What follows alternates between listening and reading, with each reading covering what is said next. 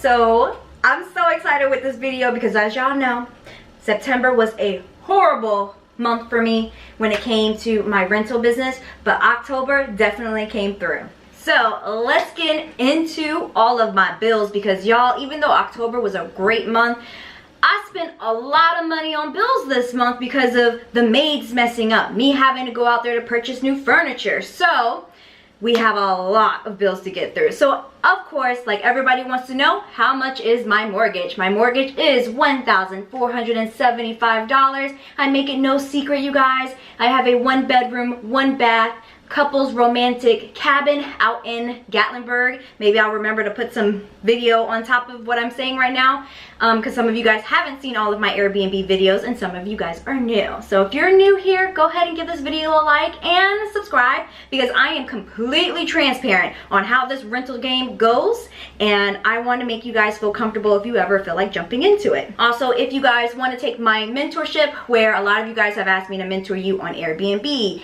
real estate, rentals, vending, signing agent, or just any other side hustles that you guys want to do, I have opened it up for November. I'll also put the link in the description if you want to read more about it. But that is my mortgage. Now let's move on to my first bill is the maids. So the maids came 10 times this month, because not only was I getting booked on Airbnb, but I was also getting booked on VRBO. So my maids total up $1,000, which you guys know that all of your people who come to stay in your house, they actually pay the maid fee for you. But because Airbnb and VRBO does not take that out when they pay you, you are actually gonna have to take it out of your own bank account, even though the money was deposited there. So there's an upside to that, because you can write that off on your taxes, even though someone else is paying for it. Also, my mates had to do a quick run to my hot tub one time because I had a guest tell me that my hot tub filter was not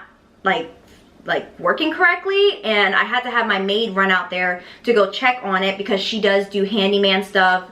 She has a handyman on her staff as well, so she ran out there. They know how to do hot tubs, and she was like, I don't know what this person's talking about. I don't know if they're trying to get money off of you, but it's running well.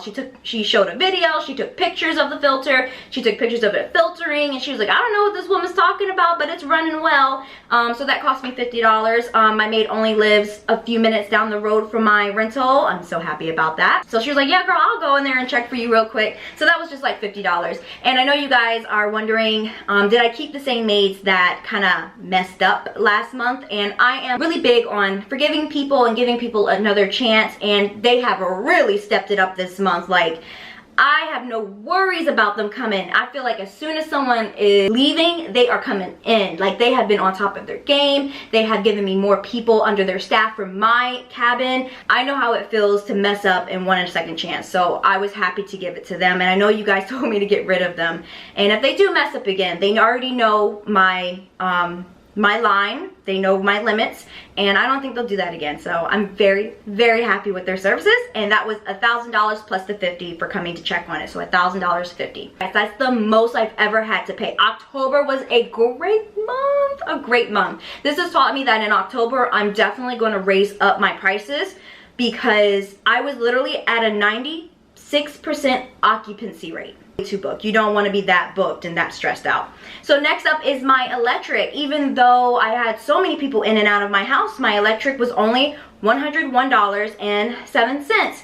Not that much. I think I'm pretty happy with how much I'm paying out there in the mountains. Next is the Wi-Fi streaming. So I pay $41.81 for streaming. I have Hulu, a Hulu account open up over there, so people who don't own Netflix, they don't own Hulu, they don't own any of these streaming services because of where they live, or you know, they're kind of like out there and they want to come into the city to relax and have a vacation. I have that under me so that they can log in, and it has cable TV, live streaming TV in there as well. So that's $41.81. Then we had my furniture break, and if you can see in my vlog, I paid like $489 for that furniture, but I put it on my business credit card because I wanted to start building credit with this business so that we can have a bigger credit limit when we need to make bigger purchases. So I put that on my credit card. and I am making $100, $150 to pay it off every month. It'll be paid off in about 4 months. So this month I did $100 off of that. So that's all I'm gonna take, because that's how business is. You don't pay for something off a credit card and put it in your books as being paid off, because it's not. So it's gonna go to the credit.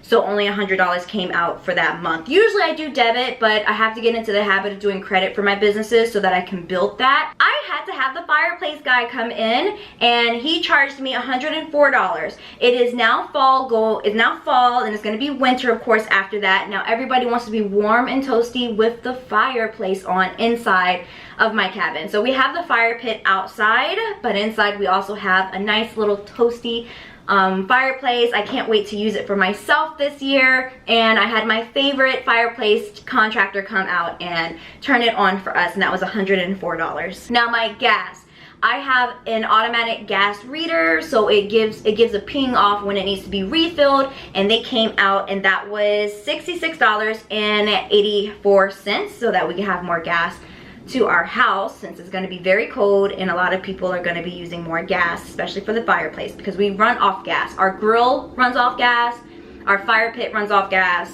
and the fireplace on the inside runs off gas. So like I was saying, you guys, we are a 96% occupancy rate, and we are now being booked through VRBO. VRBO takes a lot of money out of your account when someone books up there, which is why my prices on VRBO are high and they do not fluctuate. Like on Airbnb, I'll probably do price strategy where during the week it's cheaper, it gets a little bit way more expensive during the weekends, but on VRBO I keep it at a steady cost, and it's mainly because they just take so much money out of your profit. So we got some bookings up there. So let's get into the money. So on VRBO, we made $2,061.73. That was really good for VRBO months.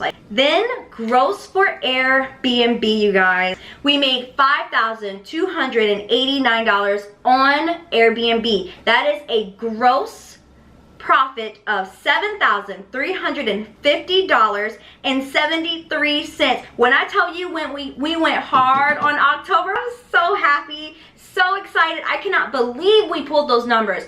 The learning lesson here is that even though we did awesome during October, I don't think I want my cabin to be rented every single day out. So I'm going to be raising prices. The higher you rise, the more money you're going to make, but also the less occupancy rate you're going to get. You really don't want to be looking at occupancy rate once you get a little bit more established into this business, because that means more people are using your things, which means more people can break your things. Like my chairs. They broke both of them. That means we have a gross bill amount for $2,938.72. As you guys can see from my previous months that we were booked, we weren't really pulling in that type of money for how much money we were paying for bills. So as you can see, the more people who are in your home, the more you're going to be expending on bills. And although we have the money to back that up with the profit, it's still kind of scary. So I'm gonna definitely raise prices. Now that is leaving us with a net total of $4,412.01 of profit, pure profit. I am over the moon.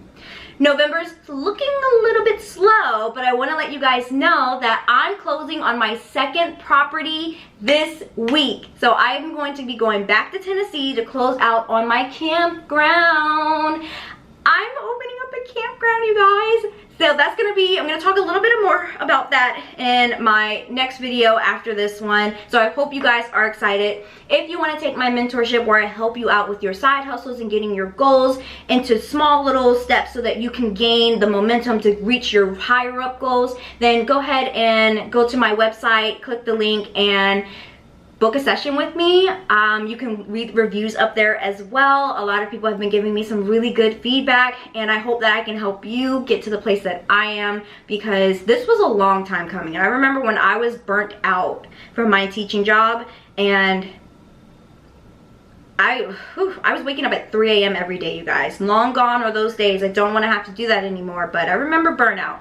So seeing myself from there to where I am now, it's just crazy, and I just want to help you guys be able to do that, or at least believe in yourself that you can do that. So thanks so much for watching. I hope you guys will subscribe, give the video a like. Let me know down below, where would you buy your first investment property at? I would really love to know, and I'll talk to you guys later. Bye.